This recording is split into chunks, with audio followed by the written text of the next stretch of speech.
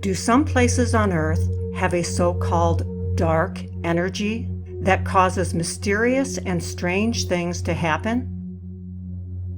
And why do people living in these places insist that tragedies that happen there are not due to easily explained reasons, but instead they believe that these places are evil?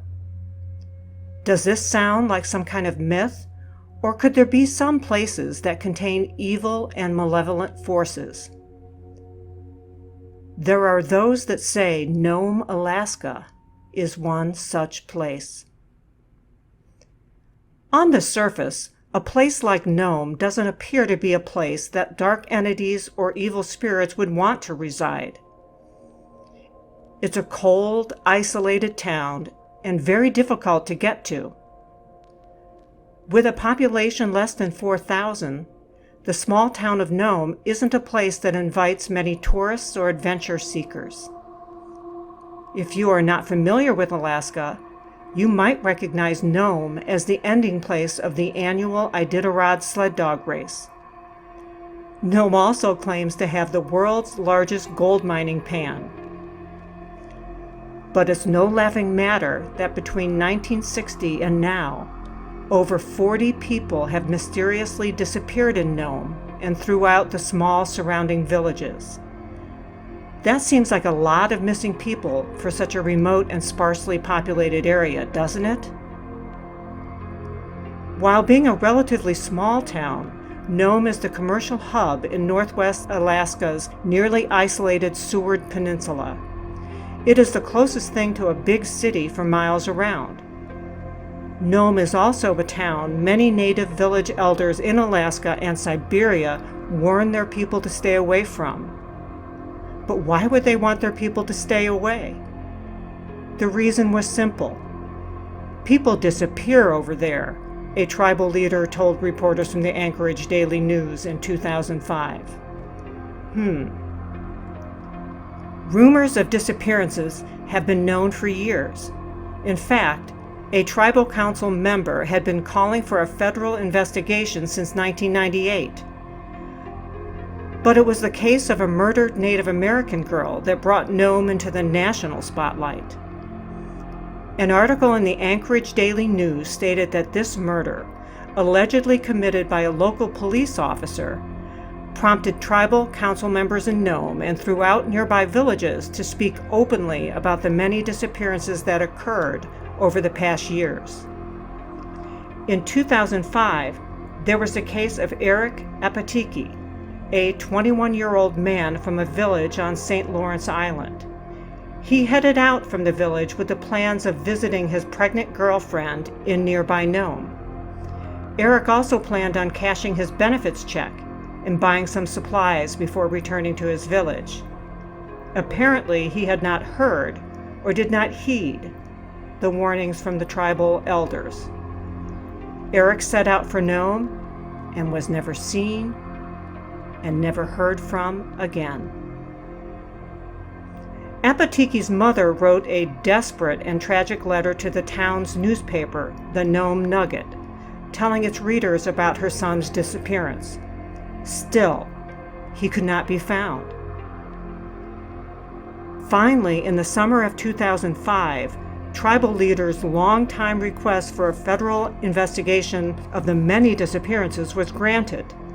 The U.S. Attorney for Alaska, the Commissioner of the state's Department of Public Safety, and the FBI's Behavioral Analysis Unit from Quantico, Virginia, arrived in Nome to investigate the disappearances.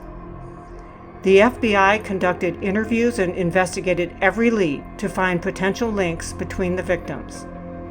The community believed that there was a pattern to the disappearances, with the potential of a serial killer in their midst. This was according to a statement made by U.S. Attorney Tim Burgess, as quoted in the Anchorage Daily News. During the investigation, it was found that there were several things the victims had in common. Many had been spotted at Nome's numerous bars before they went missing. Others had benefit checks cashed before vanishing. It was also evident that the vast majority of the missing people were male. The possibility of a serial killer was one of the many angles the FBI investigated. While there appeared to be patterns, it was difficult to reach a conclusion as no bodies of the missing people were ever recovered.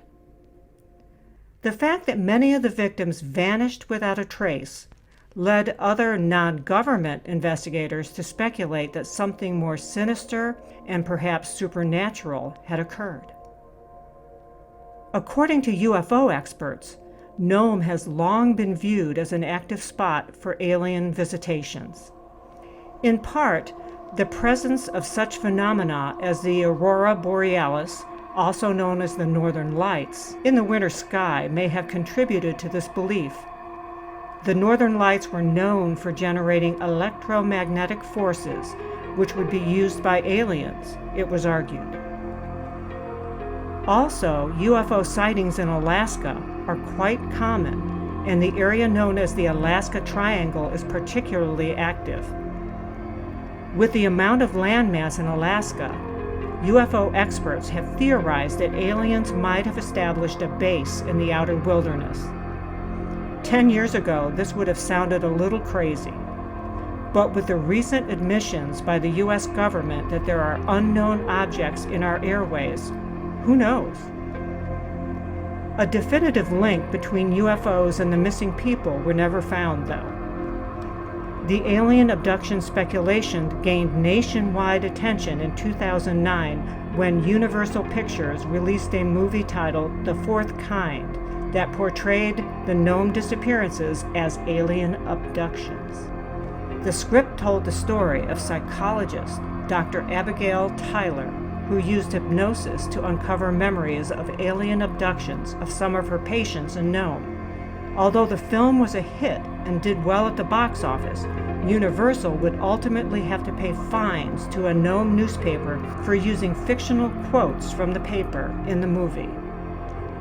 And although the film said it was telling a true story covering actual events, there has been much controversy over the film, particularly since no evidence was ever shown that a real Dr. Abigail Tyler ever existed. Ultimately, the FBI came up with a much more mundane conclusion. They believed alcohol and the harsh Arctic environment may have led to the numerous disappearances. This was not a particularly shocking speculation, since alcohol abuse was common in the isolation of Nome and surrounding villages. Some blamed the deaths on Nome's unique and perhaps dangerous policy of alcohol consumption. While other towns in Alaska have strict regulations for alcohol consumption and sales to Native Americans, Nome has a much more lenient system. This leads to many Native Americans drinking heavily in the bars of Nome's First Street district and sometimes getting into trouble with other patrons. Under the influence of alcohol, some may have wandered off into the surrounding tundra or sea, losing their way and dying in the unforgiving landscape. This was according to the FBI. It's also true that Alaska has more reports of missing persons per capita than any other state. In the year that Eric Apatiki vanished, more than 3,400 people were reported missing in Alaska. That's almost the entire population of Nome. But not everyone was satisfied with the FBI's report. The conclusion seemed to be a little too convenient. After all, if you can't find a real answer, why not blame the victim? Also, perhaps the FBI was covering up something far more sinister. The families and tribes wanted closure and the assurance that their missing loved ones would not be forgotten and their cases would not be closed. As of now, the missing people, including Apatiki, have never been found. Reward money has been offered to anyone who knows of the missing people's whereabouts. So what do you think? Did all of these people die as the FBI theorized, becoming intoxicated and walking out into the wilderness? If that's true, why didn't we find any of the bodies? Or, as the UFO theorists believe, Were these people the unfortunate victims of alien abduction? We may never know. For now, it remains another mysterious vanishing.